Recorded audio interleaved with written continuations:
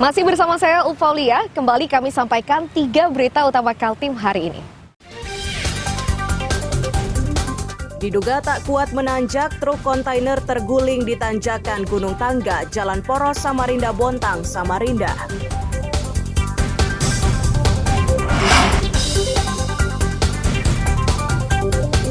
Libur Natal dan Tahun Baru, kepadatan penumpang mulai terjadi di Pelabuhan Merak, Kabupaten Kutai Barat.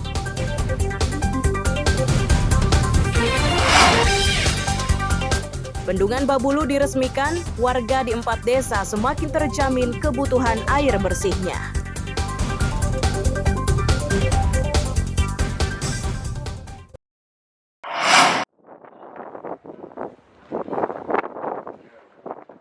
Badan Penanggulangan Bencana Daerah berkolaborasi dengan Basarnas Balikpapan menggelar apel siaga Natarul di halaman parkir kantor pencarian dan pertolongan kelas 1A Balikpapan Minggu sore.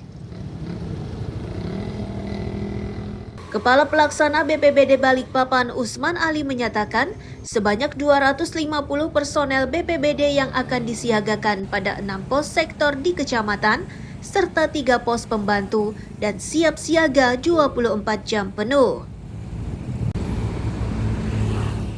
Usman Ali menilai terdapat beberapa lokasi dengan tingkat kerawanan yang tinggi untuk libur Natal dan Tahun Baru kali ini, seperti tempat hiburan, pusat perbelanjaan hingga tempat wisata.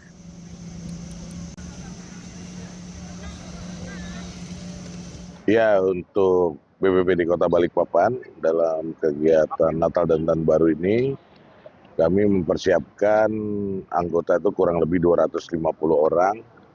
Itu dengan 6 pos sektor ditambah dengan 3 pos pembantu. Jadi semuanya 9 pos. Nah, untuk Natal dan Tahun Baru ini kami bersiaga di posko masing-masing, on call dan standby 24 jam.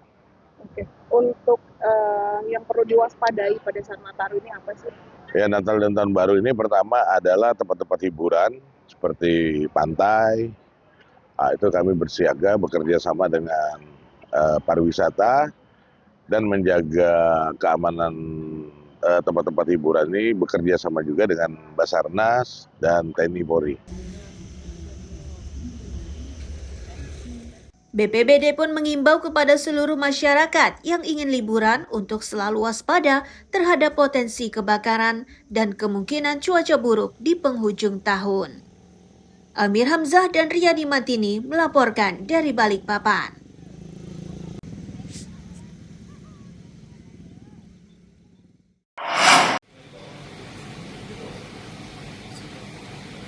Badan Narkotika Nasional Kota atau BNNK Balikpapan mengungkapkan pencapaian kinerja mereka selama 1 tahun di Aula Kantor BNN Balikpapan Senin sore. Kepala BNN Balikpapan menyebut sepanjang tahun 2024 terdapat 4 bidang yang menjadi tanggung jawab BNN Balikpapan, yakni bidang pemberantasan narkotika mencapai 2 kasus dengan 3 tersangka, dengan barang bukti daun ganja kering seberat 4,1 kg. Lalu layanan asesmen terpadu dengan target 19 orang, namun terrealisasi 36 orang. 12 yang rawat jalan 70. Layanan asesmen terpadu ini merupakan layanan khusus untuk tersangka yang dinilai bukan sebagai pengedar dan hanya sebagai pengguna.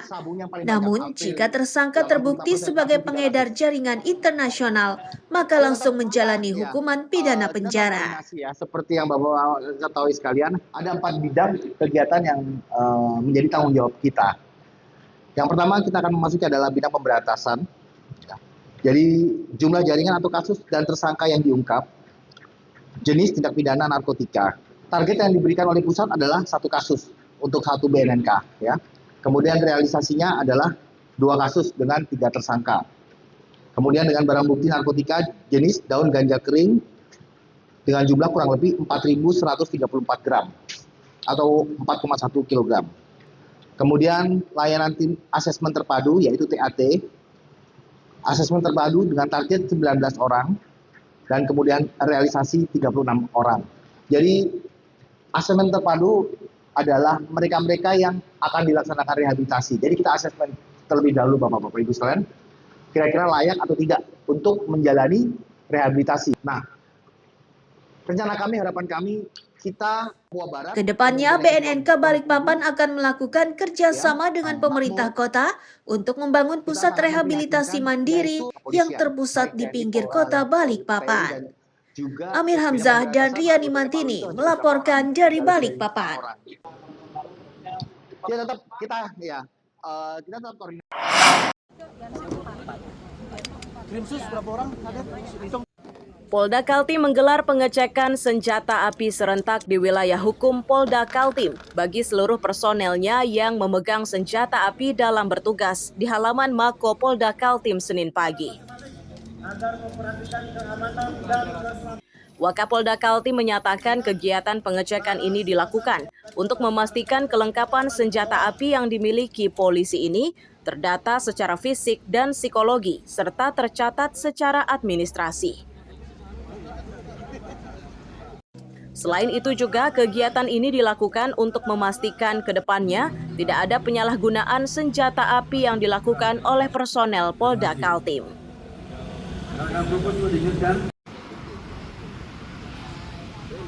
Hari ini Polda Kaltim ya atas perintah pimpinan dalam hal ini Bapak Kapolri, Bapak Kapolda Kaltim untuk melaksanakan dan memastikan senjata-senjata yang dipegang oleh anggota.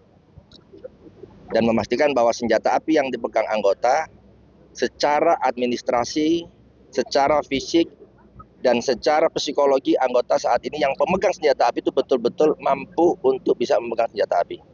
Sehingga tidak ada abuse of power yang dilakukan oleh anggota dalam penggunaan senjata api. Kita pastikan bahwa ke depan zero accident, artinya bahwa betul-betul tidak ada kejadian ya dalam penyalahgunaan senjata api. Yang kedua, kita akan pastikan bahwa kita tidak akan mentoleransi bagi anggota atau siapapun pemegang senjata api yang memegang senjata api tidak sesuai prosedur. Wakapolda mengingatkan senjata api bukan merupakan alat yang bisa dipamerkan dan diharapkan dapat digunakan sebaik-baiknya. Serta Polda Kaltim tidak akan memberikan toleransi kepada polisi yang menyalahgunakan senjata api. Amir Hamzah dan Riani Mantini melaporkan dari Balikpapan.